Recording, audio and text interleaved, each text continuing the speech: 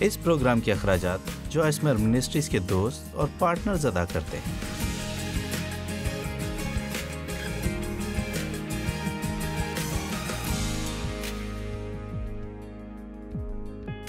میں دعا کرتی ہوں کہ آج کا پیغام کثرت اور قدرت سے اثر کرے۔ آپ کو واقعی سننے کی ضرورت ہے تاکہ واپس جا کر آپ ان حالات کا سامنا کر سکیں جو آپ کو درپیش ہیں، لیکن ایسے سامنا کریں جیسے کہ شاید یسوع کرتا، نہ کہ اس طریقے سے جس طرح شاید آپ کرتے آئے ہیں۔ آج ہم بات کریں گے کہ ان طریقوں سے بچنا جن سے ہم اپنا وقت ضائع کرتے ہیں۔ ہمارے پاس کچھ ہی وقت ہے اور اس کے گزرنے کے ساتھ ہی آپ وقت کو پھر فرق انداز سے دیکھتے ہیں، اور جب آپ زندگی کا 3/4 حصہ گزار چکتے ہیں یا 2/3 حصہ یا چاہے جتنا بھی وقت جو پہلے آپ گزار چکے ہیں، تو آپ مزید وقت ضائع کرنا نہیں چاہیں گے۔ اگر آپ کچھ کرنا چاہتے ہیں جو کہ آپ پہلے نہیں کر سکے ہیں، لیکن پھر بھی آپ اس کو کرنا چاہتے ہیں، لیکن آپ اپنا وقت ضائع کرنا نہیں چاہتے، میں آپ کو تجویز کروں گی کہ کبھی بھی وقت ضائع نہ کریں، چاہے آپ اپنی عمر کے 20 یا 30 کی دہائی میں ہیں، لیکن وقت کی اہمیت اس وقت زیادہ ہو جائے گی جب آپ کی عمر زیادہ ہوتی جائے گی۔ ہو سکتا ہے کہ آپ ابھی 20 کی دہائی میں ہیں، لیکن ایک دن آپ 70 کے ہو جائیں گے اور 80 کے۔ یہ سب بہت جلدی ہو جائے گا، آپ کی سوچ سے بھی زیادہ جلدی۔ جی، میں اس بات پر یقین رکھتی ہوں کہ وقت ایک قیمتی تحفہ ہے۔ سنیں، آپ چاہیں تو اس وقت کو ضائع کر سکتے ہیں یا حکمت سے استعمال کریں، لیکن آپ اپنا وقت جیسے بھی استعمال کرتے ہیں تو گزرا وقت کبھی آپ کو واپس نہیں ملے گا۔ میں چاہتی ہوں کہ آپ اس کے بارے میں سنجیدگی سے سوچیں، چاہے یہ 1 گھنٹہ ہے یا ہفتہ یا کوئی بھی وقت۔ اگر آپ 3 دن غصے میں رہتے ہیں تو آپ نے وہ 3 دن ضائع کر دیے ہیں، اور آپ کو یہ دن کبھی واپس نہیں ملیں گے۔ شروع کے سالوں میں جب ڈیو اور میری شادی ہوئی تو اس وقت تک میرا غصہ بالکل بھی قابو میں نہیں رہتا تھا۔ مجھے یاد ہے کہ میں اکثر ہی غصے میں رہتی، اور اس کی وجہ میری پرورش تھی۔ میں نے اپنے باپ کو بھی ایسے ہی کرتے دیکھا تھا، وہ غصے میں آ جاتا اور ہمیں بھگتنا پڑتا، اس لیے میں بھی ایسے ہی کرنے لگی۔ اور مجھے یاد ہے ڈیو نے ایک مرتبہ مجھ سے کہا، کیا یہ برا نہیں ہوگا اگر آج یسوع آ جائے اور تم اس دنیا میں اپنی زندگی کا آخری دن ناراضگی میں گزار دو؟ اس بات نے مجھے روک دیا اور سوچنے پر مجبور کیا۔ ہم ایسے بہت سے کام کرتے ہیں جن میں ہم اپنا بہت سا وقت ضائع کرتے ہیں۔ یہ وقت کا ضیاع ہے اور نہ ہی ان کا کوئی فائدہ ہے۔ اس لیے میں آپ کو کچھ باتیں بتانا چاہوں گی۔ مجھے یقین ہے کہ شاید آپ بھی کچھ ایسی باتیں بتا سکتے ہیں، لیکن کیا خیال ہے کہ ہم عہد کریں کہ اپنے وقت کی سرمایہ کاری کریں گے، نہ کہ اسے ضائع کریں، کیونکہ ہم اپنی زندگی کے اختتام پر پہنچ کر یہ نہیں چاہیں گے کہ ہمارے پاس سوائے پچھتاوے کے کچھ نہیں ہو۔ میرا خیال ہے کہ یہ سب سے مایوس کن بات ہے جو کسی شخص کے ساتھ ہو سکتی ہے، کہ اس قدر زیادہ دیر ہو جائے کہ وقت واپس آ جائے اس کام کے لیے جو کر سکتا تھا یا کرنے چاہیے تھے، اور اب صرف پچھتاوا رہ گیا ہے کہ غفلت میں زندگی گزار دی اور اب اسے ٹھیک بھی نہیں کیا جا سکتا۔ اس لیے پہلی چیز جو کہ وقت کا ضیاع ہے، جسے بائبل میں مردہ کام کہا گیا، خدا چاہتا ہے کہ ہم اچھے کام کریں، لیکن وہ چاہتا ہے کہ ہم سب مردہ کاموں سے بچیں۔ یہ مردہ کام کیا ہیں؟ مردہ کام ہماری وہ توانائی ہے جو ہم کرنے کی کوشش کرتے ہیں، لیکن وہ صرف اور صرف خدا کر سکتا ہے۔ کیا آپ جانتے ہیں کہ یہ کتنا مشکل ہے کہ کچھ نہ کچھ کر کے وقوع میں لایا جائے جو کہ صرف اور صرف خدا وجود میں لا سکتا ہے؟ آپ جتنی اس کی کوشش کرتے ہیں کہ یہ کام ہو جائے، اتنا ہی زیادہ ہر کام خراب ہو جاتا ہے۔ کیا آپ میں سے کسی نہ کسی کو ایسا تجربہ ہوا ہے؟ ہم یہ واضح طور پر ابراہم اور سارہ کی زندگی میں دیکھ سکتے ہیں۔ جب انہیں ایک بیٹا چاہیے تھا اور خدا نے ان کے ساتھ وعدہ کیا، یہ ایسا وعدہ تھا جس کا خدا کے علاوہ پورا ہونا ناممکن تھا، کیونکہ دونوں ہی ایسی عمر میں تھے کہ اولاد پیدا نہ کر سکیں۔ ابراہم 100 برس کا اور سارہ تقریباً 90 سال کی تھی، کیونکہ وہ اولاد پیدا کرنے کی عمر گزار چکے تھے۔ ان کی اپنی کوئی اولاد نہ تھی۔ خدا نے وعدہ کیا تھا کہ ان کے اولاد ہوگی، لیکن وہ انتظار کرتے ہوئے تھک گئے تھے۔ کیا آپ کبھی انتظار کرتے ہوئے بیزار ہوئے؟ لیکن وہ انتظار سے بیزار ہو گئے، اور جتنی غلطی سارہ کی تھی اتنی ہی غلطی ابراہیم کی بھی تھی کیونکہ اس نے سارا کی بات مانی. لیکن سچ کہوں تو بعض اوقات آپ کو عورت کی بات ماننا چاہیے، لیکن بعض اوقات آپ کو نہ کہنا پڑتی ہے کیونکہ عورتیں اکثر جذباتی ہوتی ہیں. اس لیے میرا خیال ہے کہ سارا یقینی طور پر ایک دن انتظار کرتے کرتے تھک گئی اور ایک عمدہ خیال سوچا. جانتے ہیں کہ اچھا خیال کیا ہے؟ یہ ایسی باتیں ہیں جن کو سوچ کر آپ ایسے ہو جاتے ہیں.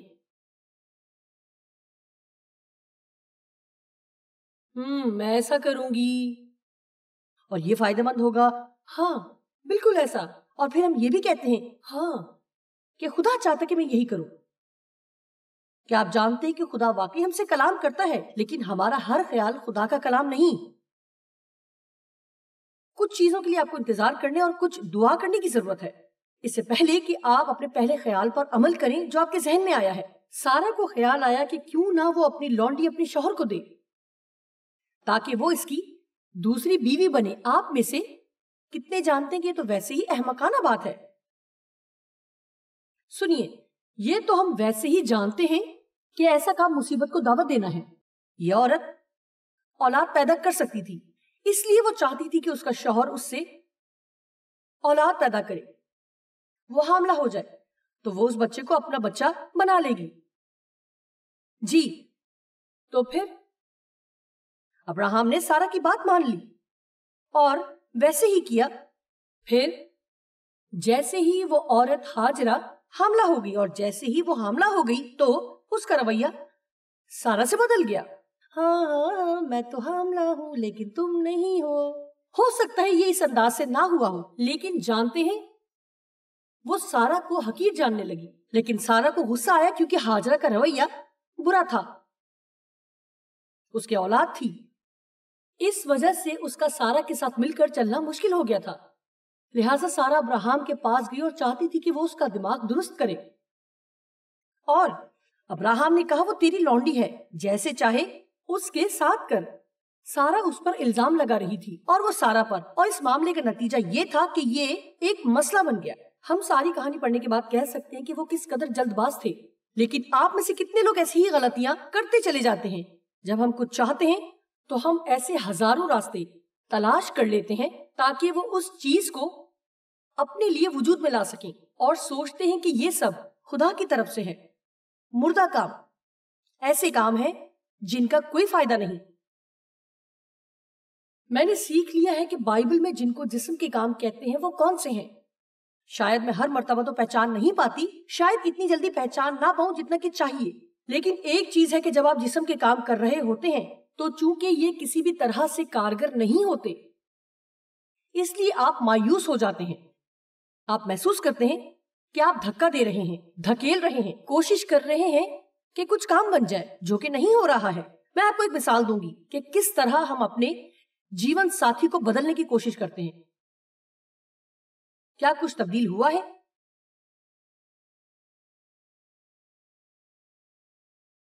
یہ جھنجھلانے والی بات ہے کیونکہ آپ نہیں چاہتے کہ وہ فلاں کام کریں. جو کچھ بھی وہ کر رہے ہیں یا کچھ ہے جو آپ چاہتے ہیں کہ ان کو کرنا چاہیے جو وہ نہیں کر رہے.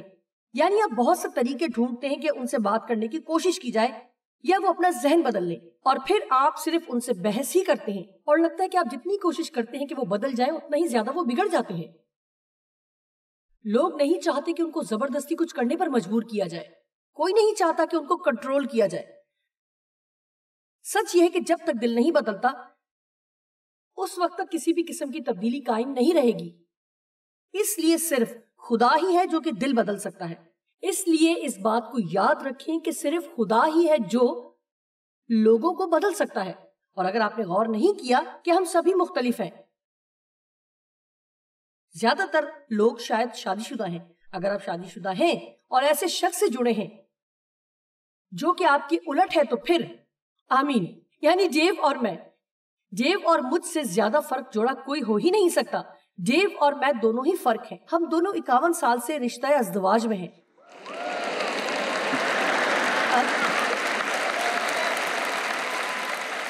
اس دوران ہمیں بہت سے فیصلے بھی کرنے پڑے تاکہ ہم اپنی شادی شدہ زندگی کو چلا سکیں. ہم دونوں کو ہی کسی نہ کسی ایک چیز پر باہمی صلاح سے اتفاق کرنا تھا، اور وہ یہ تھا کہ ہم دونوں ایک دوسرے کو بدلنے کی کوشش نہ کریں۔ میں کہوں گی کہ اگر آپ چاہتے ہیں کہ آپ کی ازدواجی زندگی بہترین طور پر قائم رہے اور آپ کے گھر میں سکون ہو، تو پھر گھر جا کر اپنے ساتھی کو جس سے آپ کی شادی ہوئی ہے بدلنے کی کوشش نہ کریں۔ میں نے کہا گھر جا کر دیکھیں، اور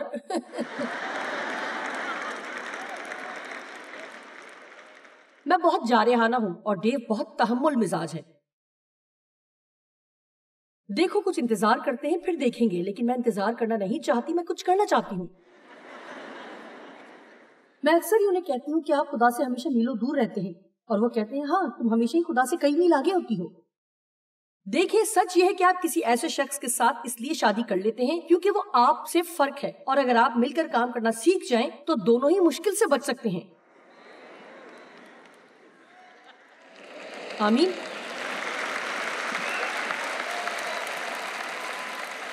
لیکن عام طور پر یہ ہوتا ہے کہ دو لوگ شادی کرتے ہیں یا دو دوست شادی کرتے ہیں یا پھر آپ کے بچوں کے ساتھ ہوتا ہے، آپ سب کو اپنے جیسا بنانے کی کوشش کرتے ہیں۔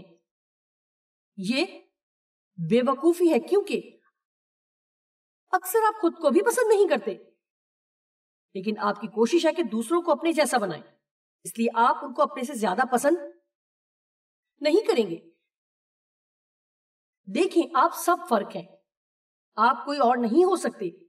یہ بہتر یہ ہے کہ آپ خود کو بہتر بنائیں کہ آپ کون ہیں۔ خدا آپ کی کبھی مدد نہیں کرے گا کہ آپ کوئی دوسرا شخص بن جائیں جو آپ نہیں ہیں۔ نہ صرف آپ کو خود سے پیار کرنے کی ضرورت ہے بلکہ خود کو سراہنا بھی چاہیے، نہ کہ آپ صرف اپنی خامیوں پر نگاہ کریں بلکہ اپنی خوبیوں کو بھی دیکھیں اور خدا کو موقع دیں کہ وہ آپ کو اپنے مقصد کے لیے اس دنیا میں استعمال کرے۔ جب آپ یہ کوشش ترک کر دیتے ہیں کہ تمام بچوں کو وہ بنائیں جو آپ بنانا چاہتے ہیں۔ سنیں،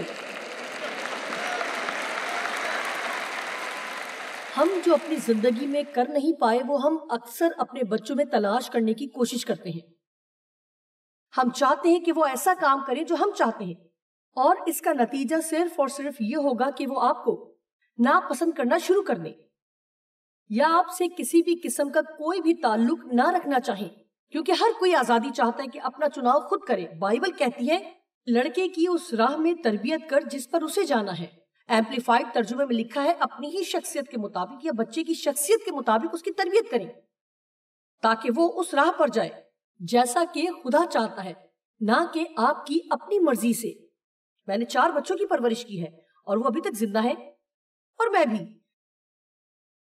میں کہنا چاہوں گی کہ تفصیل تو نہیں بتا سکتی، لیکن میں یہ کہہ سکتی ہوں کہ ان میں سے ہر ایک میں ایسی باتیں تھیں کہ میرا خیال تھا کہ کوئی امید نہیں ہے کہ ہم کچھ کر سکیں گے۔ میری ایک بیٹی تو خاص طور پر بہت غیر منظم اور گند پھیلاتی تھی۔ وہ کافی بھلکڑ سی اور غیر ذمہ دار تھی۔ میرا خیال تھا کہ وہ جب شادی کر کے دوسرے گھر جائے گی تو وہ خود کو کھو دے گی اور اسے پتا بھی نہیں ہوگا کہ وہ کہاں ہے۔ اور غور سے سنیے، یہ بہت دلچسپ بات ہے، میری یہی بیٹی جو کہ سب سے بڑی بیٹی ہے، اس کا نام لورا ہے۔ جانتے ہیں اس نے خود کے لیے ایک لقب تخلیق کیا ہے، یعنی کہ ماما مینیجر، کیونکہ وہ میری زندگی کے تمام معاملات کی نگرانی کرتی ہے۔ اور جانتے ہیں وہ ہمارے تمام تر بلوں کی ادائیگی وقت پر کرتی ہے، وہ میرے تمام کام کرتی ہے، وہ میری تمام تر ضروریات کا خیال رکھتی ہے، بہت ہی زبردست کام کرتی ہے۔ میں ایک دن اس سے بات کر رہی تھی، اس نے کہا میرا خیال ہے میرے لیے یہ تمام تر ذمہ داری اٹھانا اور یہ جاننا کہ خدا نے مجھے خاص طور پر اس کام کے لیے مسا کیا ہے، اس سے مجھے بہت مدد ملی ہے کہ میں بڑھوں اور اپنے تعلق سے بہتر محسوس کروں۔ آپ یہ جان کر حیران ہوں گے کہ جو کام آپ کرنے کے قابل ہیں، اگر صرف تھوڑا رسک لیں، قدم بڑھائیں اور وہ کرنے کی کوشش کریں۔ میں نے کبھی بھی یہ تصور نہیں کیا تھا کہ میری یہ بیٹی ایک دن میرے تمام تر معاملات کو سنبھالنے والی ہوگی، کیونکہ میرا خیال تھا کہ یہ تو اپنا خیال نہیں رکھ سکتی۔ میں آپ کو بتا رہی ہوں کہ آپ اپنے بچوں سے اچھے کی امید رکھیں، چاہے وہ ابھی جیسے بھی ہیں، لیکن حالات ضرور بہتر ہوں گے۔ آمین۔ اگر آپ اپنی زندگی سے لطف اٹھانا چاہتے ہیں تو یہ بات غور سے سنیں، میں کہنا چاہ رہی ہوں کہ آپ کو لوگوں سے پیار کرنا ہے، وہ جیسے بھی ہیں، نہ کہ آپ ان کو کیسا دیکھنا چاہتے ہیں۔ کیا آپ یہ سمجھ گئے ہیں؟ وہ جیسے بھی ہیں ان سے پیار کریں، نہ کہ اپنی مرضی پر انہیں ڈھالیں۔ یہی کام یسوع مسیح ہمارے ساتھ کرتا ہے۔ وہ ہمیں ڈھونڈ لیتا ہے جہاں ہم ہیں، ہم جیسے بھی ہیں وہ ہم سے پیار کرتا ہے، اور اسی غیر مشروط محبت کی بدولت ہم پھر وہی کرنا چاہیں گے جو وہ چاہتا ہے کہ ہم کریں۔ اگر آپ لوگوں کو ایسی ہی محبت دیں اور قبول کریں تو یقینی طور پر وہ وہی کرنا چاہیں گے جو آپ چاہتے ہیں۔ اگر آپ ان کے ساتھ ہر وقت زبردستی کریں گے کہ وہ بدل جائیں۔ ایک اور میرے خیال سے جو جسم کا کام ہے کہ خود کو بدلنے کی کوشش کرنا ہے۔ شاید یہ بات کچھ عجیب لگے، کیونکہ ہم پیغام سنتے ہیں کہ آپ کو یہ کرنے کی ضرورت ہے، آپ کو وہ کرنے کی ضرورت ہے۔ میں آپ کو بتاتی ہوں کہ آپ کو گھر جا کر کیا کرنے کی ضرورت ہے۔ روح کے پھل پیدا کرنے کی ضرورت ہے۔ آپ کو یہاں سے جا کر دوسروں کی مدد کرنے کی ضرورت ہے۔ یعنی جو کچھ بھی سچ ہے، لیکن ایک مسئلہ ہے، اگر آپ گھر جا کر یہ کام خدا کے بغیر کریں گے تو آپ کامیاب نہیں ہوں گے۔ جسم کے کام یا تو کوئی آپ کا اپنا منصوبہ ہے جس سے آپ کچھ وجود میں لانے کی کوشش کرتے ہیں جس کے لیے خدا نے کوئی ہدایت نہیں دی ہے، یا یہ ہو سکتا ہے کہ جو خدا نے کرنے کو کہا ہے لیکن ہم اسے خدا کی مدد کے بغیر کرنے کی کوشش کر رہے ہیں۔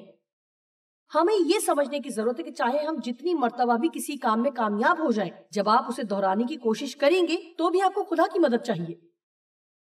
میں نے ہزار مرتبہ پیغام سنایا ہے۔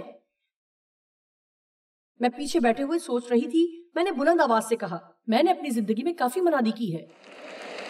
میرا مطلب ہے کہ میں یہ منادی 42 سال سے کر رہی ہوں۔ ایسا نہیں ہے کہ یہ میری پہلی باری ہے، لیکن میں یقین دلاتی ہوں کہ میں خدا کی مدد مانگے بغیر یہاں نہیں آئی کہ خدا میری مدد کر۔ میں یہاں خدا پر انحصار کیے بغیر نہیں آئی ہوں، اسے بتاتے ہوئے کہ اس کے بغیر یہ سارا کام بیکار اور ناکامی ہوگا اگر وہ خود کو ظاہر نہ کرے۔ اس لیے آپ چاہے کتنے ہی کسی کام کے ماہر کیوں نہ ہوں، اگر آپ منہ کے بل گرنا چاہتے ہیں تو پھر آپ یہ سوچنا شروع کر دیں کہ آپ اس کے بغیر سب کچھ کر سکتے ہیں۔ کلام مقدس میں یوحنا 15 باب میں یسوع نے کہا، تم مجھ سے جدا ہو کر کچھ نہیں کر سکتے۔ جی، اس کا یہ مطلب نہیں کہ ہم کچھ کر نہیں سکتے، لیکن اس کا یہ مطلب ضرور ہے کہ ہم وہ نہیں کر سکیں گے جس میں واقعی آپ کو کامیابی حاصل ہو۔ ہم کچھ نہیں کر سکتے کہ حقیقی اطمینان پائیں اور وہ کام کرتے ہوئے حقیقی خوشی پائیں جب تک ہم اس پر انحصار نہ کریں۔ اس لیے میں تجویز کروں گی کہ آپ خدا پر انحصار کریں اور خدا سے مدد مانگنا سیکھیں، شاید 5000 مرتبہ ہر روز۔ خدا میری مدد کر۔ دیکھیں، میں تو آنکھ میں لینس بھی خدا کی مدد کے بغیر ڈالنے کی کوشش نہیں کرتی۔ آمین۔ اس لیے مردہ کام، ایسے کام وقت کا ضیاع ہے، کیونکہ آپ کام کرتے ہیں، کام کام کام اور کام اور زیادہ کام، لیکن پھر بھی کوئی پھل نہیں۔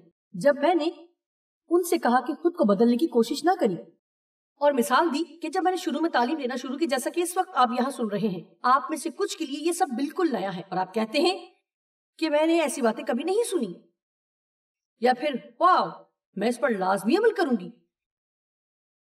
یہاں سے جا کر مجھے واقعی بہت کچھ بدلنا ہے۔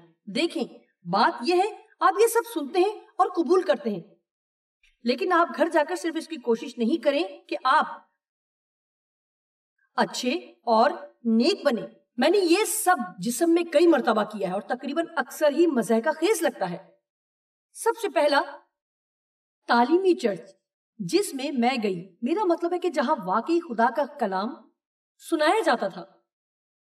پاسٹر کی بیوی مجھ سے بہت مختلف تھی اور میں چرچ میں بائبل اسٹڈی کروایا کرتی تھی۔ وہ پاسٹر کی بیوی تھی، بہت ہی پیاری سی، چھوٹی اور سنہرے بالوں اور نیلی آنکھوں والی۔ وہ اپنے شوہر کی نہایت ہی تابعدار بیوی تھی اور میں ایک چلتا پھرتا طوفان۔ جی، کیا آپ جانتے ہیں، میں بہت منہ پھٹ تھی اور نہیں چاہتی تھی کہ کوئی مجھے بتائے کہ کیا کرنا ہے۔ میں بہت پر اعتماد تھی اور وہ نہایت حلیم سی۔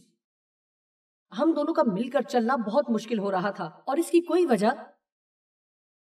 سمجھ نہیں آ رہی تھی کہ کیوں، لیکن نہایت ہی دلچسپ بات یہ تھی کہ جب ہم دونوں نے دریافت کر لیا کہ میں اسی کی طرح بننے کی کوشش کر رہی تھی اور وہ بھی میری ہی طرح بہت اچھی بننے کی کوشش کر رہی تھی، بلکہ ایک مرتبہ تو میں اس کی طرح ہلکی سی آواز میں بولنے کی کوشش کر رہی تھی تاکہ مٹھاس والی زبان بولوں، یعنی کچھ حلیمی سے بولوں، اور کچھ آہستہ چلو. اور کوئی مجھ سے کہے کہ آخر تمہیں کیا ہوا ہے, تم کیا کرنے کی کوشش کر رہی ہو؟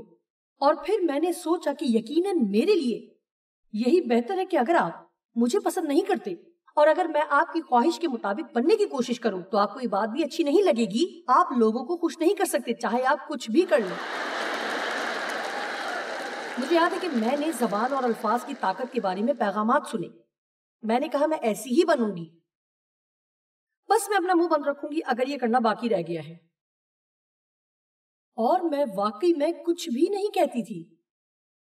دیکھیں, جسم ہمیشہ ہی دونوں طرف سے زیادتی کا شکار ہوتا ہے. یا تو آپ کچھ نہیں کریں گے یا پھر ضرورت سے زیادہ ہی کریں گے.